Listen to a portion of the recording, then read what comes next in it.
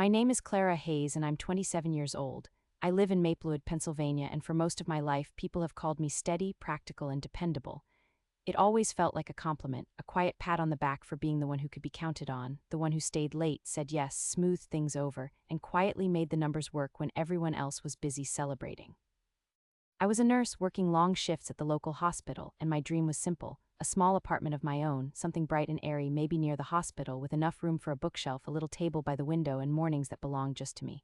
For 6 straight months, I picked up every extra shift I could. Weekends, holidays, last-minute coverage. It was the kind of schedule that leaves your shoulders tight before sunrise and your sneakers feeling heavier by the hour.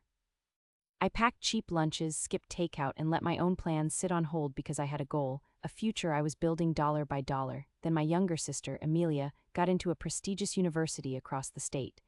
My parents lit up as if the whole house had been plugged into something brighter.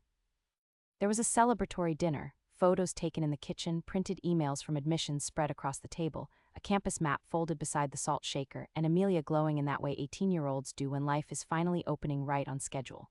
It was a beautiful dream for our family, a sign that Amelia was destined for something great. But when the financial aid package came in, the mood shifted just a little.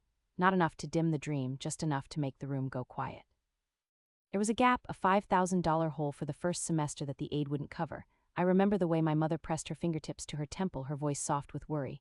"I don't want her to lose this chance," she murmured. My father looked down at the numbers again, his jaw tight. "We'll figure it out," he said, but his voice lacked its usual certainty. Amelia sat there with her acceptance folder in her lap, trying to smile through the disappointment, her bright future suddenly shadowed. I didn't even let the silence settle. "I have savings," I said, my voice surprisingly steady. "Use mine." 3 days later, I stood at the credit union on Main Street while the teller counted the crisp bills with practiced speed. I felt the number leave me in a way that was almost physical, a weight lifted and then replaced by a strange emptiness. But I smiled anyway, convincing myself it was for a good cause. I told myself I could rebuild. I told myself family came first. When I handed the envelope over that evening, my mother wrapped me in a hug so tight it felt like gratitude, a warm promise of unspoken thanks. My father squeezed my shoulder and said they would make it right. Amelia held the envelope to her chest like it was a boarding pass to the rest of her life, her eyes shining with relief. "I'll make you proud, Clara," she said, and for a while I believed every word in that kitchen. I honestly believed I had helped carry a dream across the finish line for my family. 3 weeks later, I pulled into the driveway after another grueling 12-hour shift, a cooling cup of cafeteria coffee in the console and a deep crease on my scrub top where my hospital badge had rubbed all day. The house looked ordinary from the outside, the porch light just coming on, the evening still and suburban and familiar. I remember thinking only of my bed, clean sheets, 10 hours of sleep, maybe 11 if nobody needed anything from me. The front door was unlocked. I kicked off my sneakers, set my keys in the bowl by the stairs, and headed up without turning on the hallway lamp because I knew every step by memory. My room had always been the smallest one upstairs, tucked at the back of the hall with a window facing the old oak tree and the neighbor's fence line. It had never been fancy, but it was mine, the same room where I studied for nursing exams, folded fresh scrubs before early shifts, and counted out every dollar that had once felt like a way forward, a path to independence.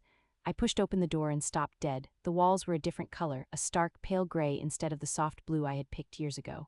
My bed was gone. So were my dresser, my small desk, my bookshelf, the lamp I bought at a summer clearance sale, even the framed photo from nursing school that used to sit near the window. In their place stood a gleaming black treadmill, a padded weight bench, a neat row of dumbbells, and a rolled yoga mat set so precisely it looked like the room had been waiting to become this for a very long time. It was a home gym, carefully arranged, smelling faintly of new rubber and ambition. I stood there, still holding the strap of my oversized hospital bag, trying to understand what I was seeing, trying to process the impossible image before my eyes. Then I heard my mother's voice behind me, calm and even. "Oh good, you're home." I turned slowly. She was at the end of the hall, a dish towel folded neatly in her hands, her expression as calm as if she had just remembered to tell me the mail had arrived. There was no apology, no hint of a difficult conversation to come, just a simple statement. My voice came out raspy, a whisper. "Where's my room?" She glanced past me into the doorway, her gaze sweeping over the new gym equipment as if checking the arrangement. "Your things are packed, they're in boxes in the garage." For a second, I honestly thought I had missed some earlier conversation, some family meeting, some discussion, some warning. My mind raced, trying to find a memory of this decision, any mention of it. There was nothing. "I don't understand," I managed to say. Her expression didn't change. "We needed the space, Clara. Your father has been wanting a home gym for months." I looked at her, then back into the room, then at her again, the cold truth beginning to dawn on me. "My things are in the garage." She gave a small nod, practical, almost brisk. "You're 26, Clara. This is a good time for you to start your own place." I laughed once, a short, sharp sound that was the only thing that would come out. It was a sound of disbelief, of sudden, crushing betrayal. I gave you my savings 3 weeks ago, I said, the words tasting like ash in my mouth. $5,000 for Amelia's tuition. And we appreciated that, Clara, she said, her voice still perfectly level, without a hint of remorse. My father stepped into the hall then, already in his evening polo shirt, as if he had been expecting this moment to arrive right on schedule, as if it were all part of a carefully laid plan. His face was devoid of warmth, replaced by a kind of self-righteous conviction. "It's not personal, Clara," he said, his voice firm. "It just makes sense. Amelia's future is important, and you've always been so adaptable." I stared at both of them, still in my scrubs, still wearing the exhaustion of the day on my face, still trying to catch up with a conversation they had apparently finished without me, a decision they had made about my life without consulting me. "Everything I own is in the garage," I said, the words barely audible. My mother folded the towel more neatly in her hands and met my eyes, her gaze unwavering. "Your job is done, Clara. It's time for you to go." I can still remember the silence after that sentence, the open doorway behind me, and the first cold, hard look I took toward the garage, where my entire life was now relegated to cardboard boxes. The next few minutes were the part that changed everything, that solidified the bitter taste of betrayal in my mouth. I went to the garage, the air thick with the smell of old oil and damp concrete. My boxes were stacked haphazardly in a corner, not even neatly arranged. Some were taped shut, others were open, their contents spilling out. My favorite ceramic mug, the one with the chipped rim that I'd had since college, lay shattered on the floor next to a box marked kitchen. My books were crammed in, spines bent. My small, battered suitcase, which held all my essentials for a few days, was nowhere to be found. It was clear they hadn't handled my belongings with any care, simply swept them out of the way. I remember picking up a small, framed photo of my grandmother and me, her smiling face looking up at me miraculously undamaged. My eyes burned, but I refused to cry, not here, not in front of them. I took a deep breath, clutching the photo, and went back inside, confronting them in the hallway. "So this is it?" I asked, my voice dangerously quiet. "I give you my savings, I work myself to the bone, and this is my reward." A stack of boxes in the garage and a lecture about being 26, my father sighed, a sound of exasperation. "Clara, don't be dramatic, we're offering you an opportunity. It's time for you to stand on your own 2 feet." "On what feet?" I practically shouted, my composure finally cracking. "The ones that just paid for Amelia's tuition, the ones that just lost their entire savings." My mother stepped forward, her voice sharper now. "We always supported you, Clara. We gave you a roof over your head. It's not our responsibility to fund your independence." "And it was my responsibility to fund Amelia's," I challenged, my voice shaking with fury and disbelief. They both just stared at me, their faces hardened, unwavering. In that moment, I knew there was no reasoning with them. There was no appeal to fairness, no hope for understanding. I was a means to an end, a dependable resource to be exploited and then discarded. I turned and walked out of the house, leaving my hospital bag and the shattered mug behind. I went straight to the apartment complex across town that I had been eyeing for months, the one with the small, bright apartments. I explained my situation to the landlord, a kind woman named Mrs. Henderson, my voice cracking only once as I told her I had no savings for a deposit. She looked at me with genuine sympathy. "Honey, I've seen worse. You're a nurse, you're good for it. I have a small studio available, maybe we can work out a payment plan for the deposit." Tears pricked my eyes, but I swallowed them. I was too proud to cry. I thanked her profusely and started the paperwork. That night I slept on a borrowed air mattress in the empty studio, surrounded by the echoes of my ruined plans. I went to work the next day, wearing the same scrubs, my mind numb, my body aching. My colleagues noticed my fatigue, my silence, but I just shrugged off their questions. I couldn't tell them. How could I admit my own family had thrown me out after I sacrificed everything for them? The shame was a heavy cloak. For the next few weeks I worked every shift I could get, picking up doubles, triples, anything to cover the rent, and the deposit Mrs. Henderson was patiently letting me pay off. My new apartment slowly filled with hand-me-down furniture from colleagues and cheap finds from yard sales. It wasn't the bright, airy place I had dreamed of, but it was mine, and it was a refuge from the cold emptiness of my parents' house. They called a few times, leaving polite, distant messages about family dinner. I never called back. Amelia sent a text, bubbly and oblivious, asking about a new sweater she wanted me to send her. I ignored that too. The pain of their betrayal hardened into a cold resolve. I was done being Clara the dependable, Clara the practical, Clara the one who always smoothed things over. I was going to be Clara the survivor and Clara the one who got even. My revenge began subtly. I knew my parents cherished their reputation in Maplewood. They were pillars of their church, active in the local community watch, known for their seemingly perfect family. My father, with his new home gym, was particularly proud of his commitment to health and fitness. He'd often brag about it at neighborhood gatherings. I started by joining a local charity organization that focused on providing health education and free clinics for underserved families in Maplewood. It was a small group run by passionate volunteers, and they welcomed my nursing skills with open arms. I threw myself into it, working long hours after my hospital shifts, helping organize events, giving talks on preventative care. As I became more involved, my name started appearing in the local paper, in the community newsletter. Clara Hayes, the dedicated nurse giving back to her town. People would recognize me at the grocery store, at the coffee shop, praising my work. Then came the annual Maplewood Community Awards dinner, a big event where local businesses and volunteers were recognized. I was nominated for the Community Spirit Award for my work with the health clinics. My parents naturally were there, as they were active in many community groups. They even tried to approach me before the ceremony, my mother with a tight smile, my father with a forced joviality. "Clara, darling, we're so proud of you," my mother began, attempting a hug that I sidestepped politely. "We knew you'd do great things." I just smiled, a thin, polite smile that didn't reach my eyes. "It means a lot to give back to the community that truly supports its own," I replied, making sure my voice was loud enough for a few people nearby to hear. Their smiles faltered. During my acceptance speech, I didn't mention my family by name, but my words were carefully chosen, a subtle knife twisting into their carefully cultivated image. I spoke about the importance of genuine support, of sacrificing for others not just because they're blood, but because they are part of your community, part of your shared humanity. I spoke about dreams and how sometimes those dreams needed a little help, a little generosity from people who truly believed in you, not just in their own interests.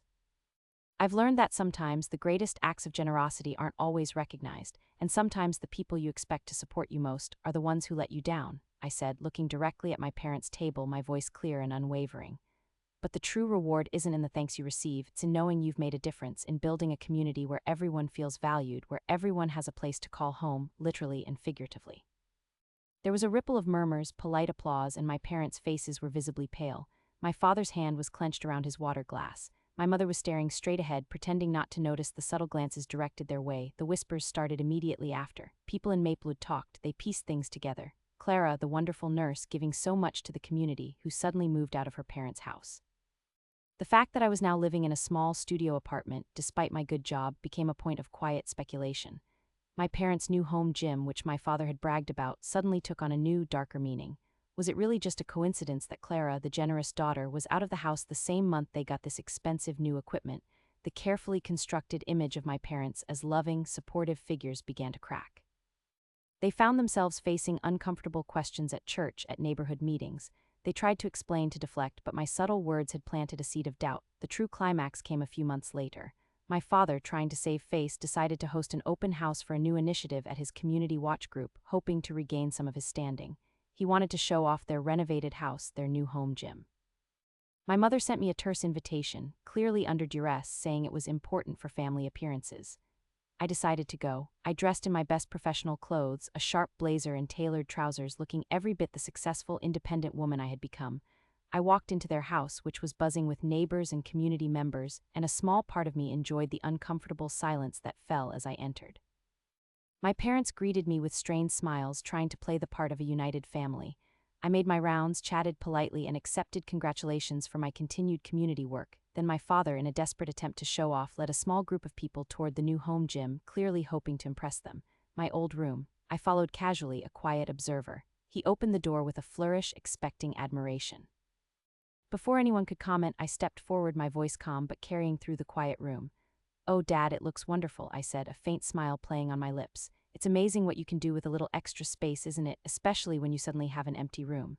His face went rigid. My mother, standing beside him, looked like she might faint. The comfortable chatter in the hallway died down completely. All eyes were on me. I continued, my voice gentle, almost wistful.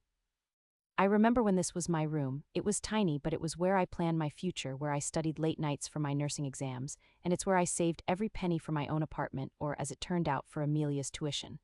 I paused, letting the silence stretch, letting the weight of my words hang in the air. It's funny how quickly things can change, isn't it? One minute you're investing in your family, the next you're realizing that sometimes the best investment is in yourself and in the community that truly cares. A woman from the church, a good friend of my mother's, cleared her throat. "Clara, honey, what are you saying?" I turned to her, my smile unwavering. "I'm saying that after I gave my parents my entire life savings to help Amelia with her first semester of college, they decided I no longer needed a room here. My belongings were packed into boxes and moved to the garage, and my father got his new gym. They said it was time for me to go." The air in the room became thick with unspoken judgment. My father sputtered, trying to interrupt, to deny, but I held up a hand. "No, Dad, it's all right. I found a wonderful studio, and I'm so happy there. It's small, but it's mine. and I found a new way to contribute through my work with the Maplewood Community Health Initiative, helping others find their footing. I looked around at the faces, some shocked, some sad, some frankly disgusted. My parents' faces were ashen. Their carefully constructed facade had completely crumbled, exposed for all to see. After that evening, the social ostracism my parents faced was swift and definitive. Invitations to community events dwindled, church friends started to cross the street to avoid them, and my father's community watch initiatives lost their key volunteers. Their home gym, once a symbol of their comfortable life, became a quiet monument to their selfishness. My mother tried to call, to text, to explain, but I never picked up. I was busy, truly busy, building my own life. I finally moved into that small, bright apartment I had dreamed of, saving up for it penny by penny again, this time for myself. It had a little table by the window and enough room for a bookshelf, and every morning it truly belonged to me. The twist came a year later. I was at the hospital finishing a late shift when I received a text. It was from Amelia, not a request for money, not a frivolous update, but a simple, heartfelt message. Clara, I know I messed up. I know I was oblivious. Mom and Dad have been really struggling. I just wanted to say I'm sorry, and I want to make things right. I've been volunteering at a food bank here at school, and it made me think of you and your health initiative. I'm home for the summer soon. Can we talk? I read the message over and over. It wasn't a full apology for her part, but it was a beginning, a recognition. My parents never truly apologized. They just retreated further into their bitterness, nursing their wounded pride. But Amelia, free from their immediate influence, had started to see things differently. I didn't immediately respond. I waited. I needed to ensure it was a genuine change, not just another attempt to smooth things over for her own convenience. But a tiny spark of hope flickered within me that maybe, just maybe, the consequences of their actions hadn't completely destroyed everything. I smiled, a genuine, private smile, and finally started typing a reply. Not forgiveness, not yet, but an offer to listen. After all, I had learned the hard way that true family, true community was built on genuine support, and sometimes even the most fractured bonds could begin to heal.